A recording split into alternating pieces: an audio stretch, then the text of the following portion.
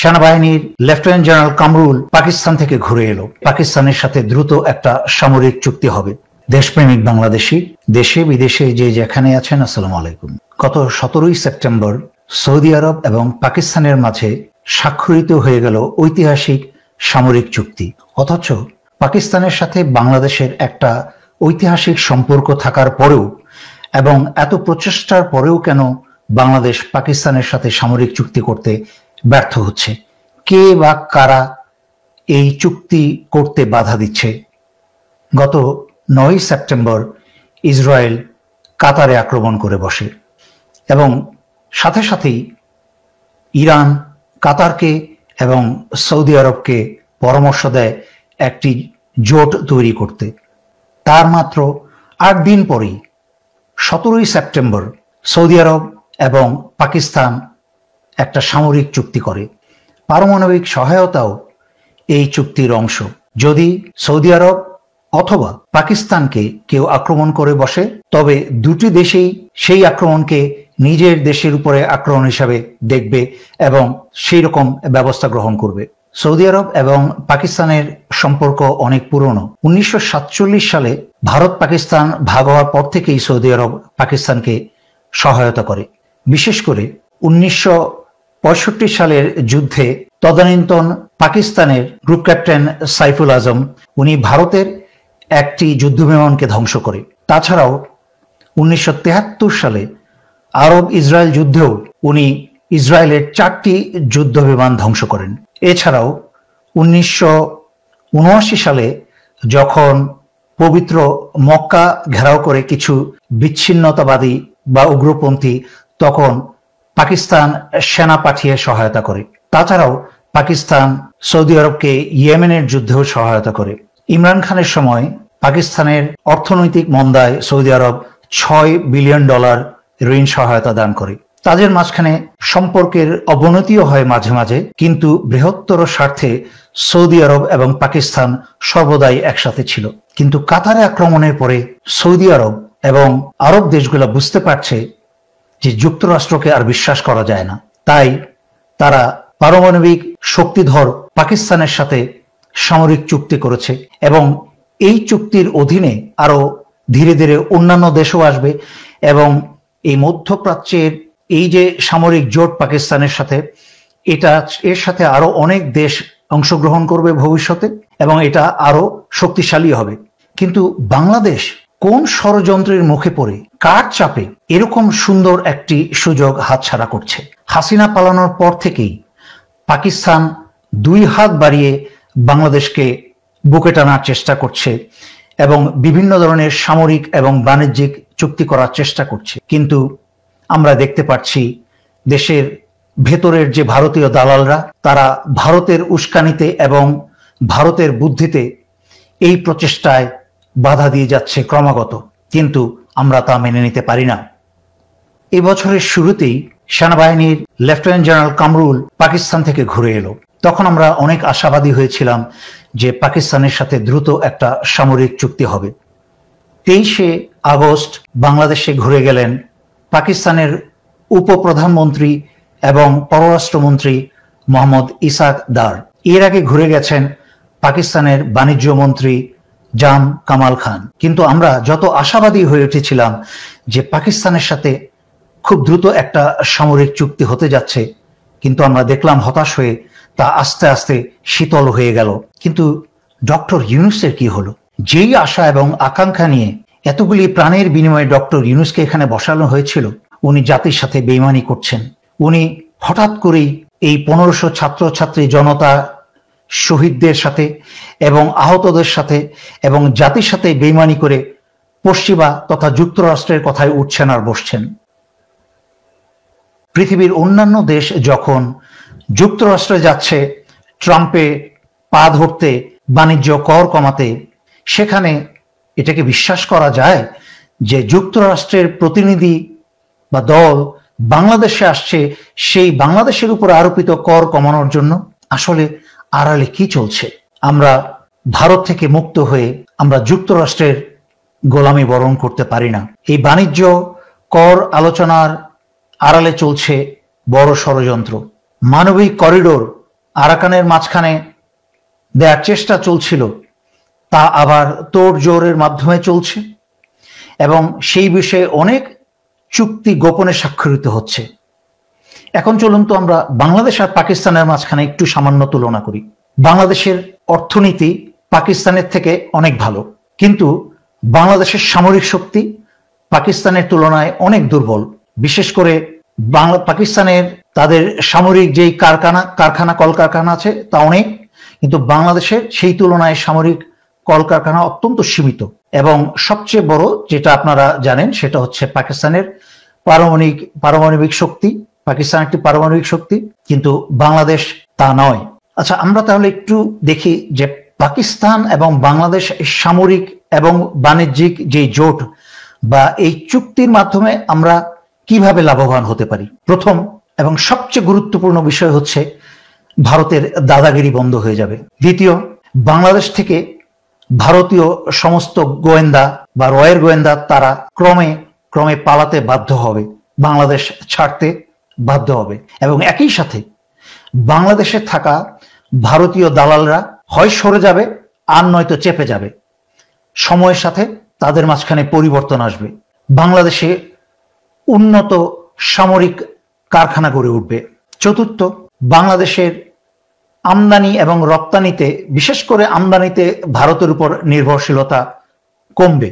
এবং অত্যন্ত একটা গুরুত্বপূর্ণ বিষয় হচ্ছে যে পাকিস্তানের গভীর সমুদ্রের যে গোয়াদার সমুদ্র বন্দর, তার সাথে বাংলাদেশের চিটাগাং বা মংলা বন্দরের সরাসরি উন্নত যোগাযোগ হবে।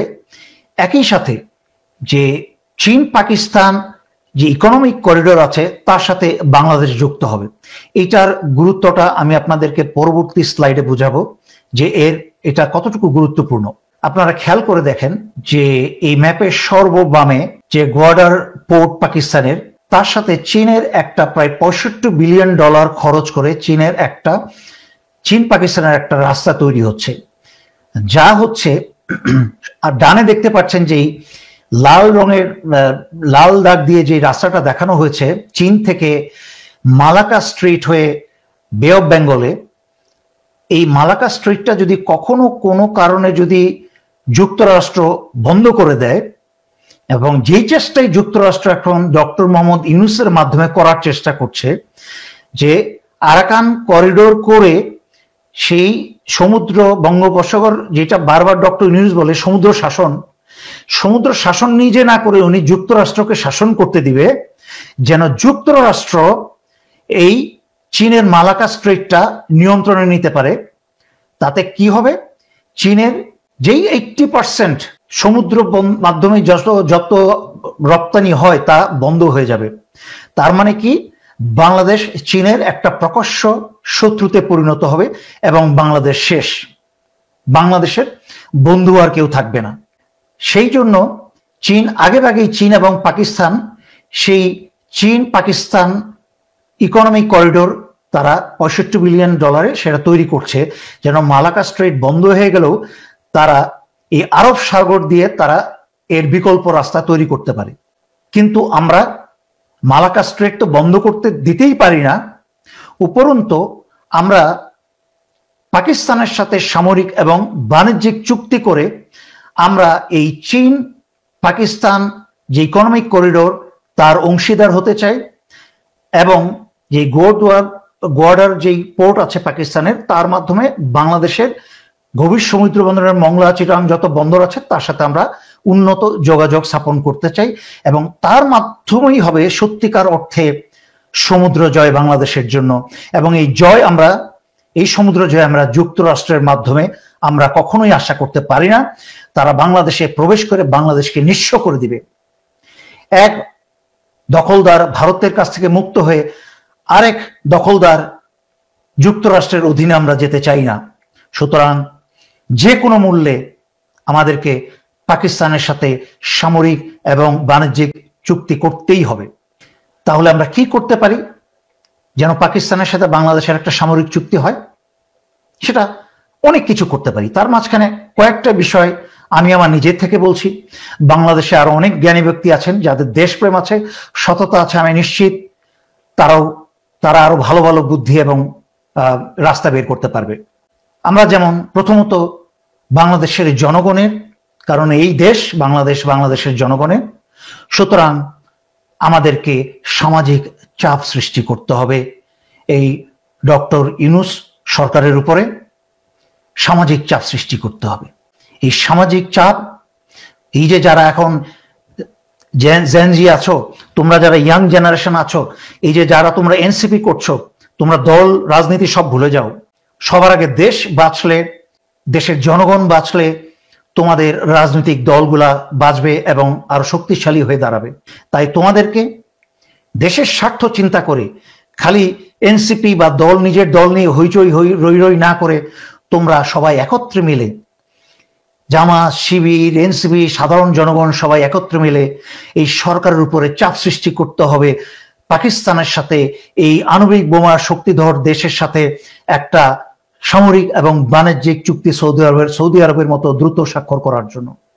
দ্বিতীয়ত, সামরিক চাপ সৃষ্টি করতে হবে বাংলাদেশ সশস্ত্র বাহিনীতে যারা সিনিয়র, জুনিয়র এবং সকল পদবীর সামরিক সদস্য আছেন, তারা উপরস্থ সামরিক বাহিনীর অফিসারদের উপরে চাপ সৃষ্টি করুন যে বাংলাদেশের স্বাধীনতা, সার্বভৌমত্ব রক্ষার যে ওয়াদা আপনারা করেছেন, সেই ওয়াদা রক্ষার জন্য পাকিস্তানের সাথে একটা সামরিক চুক্তি আমাদের আবশ্যক।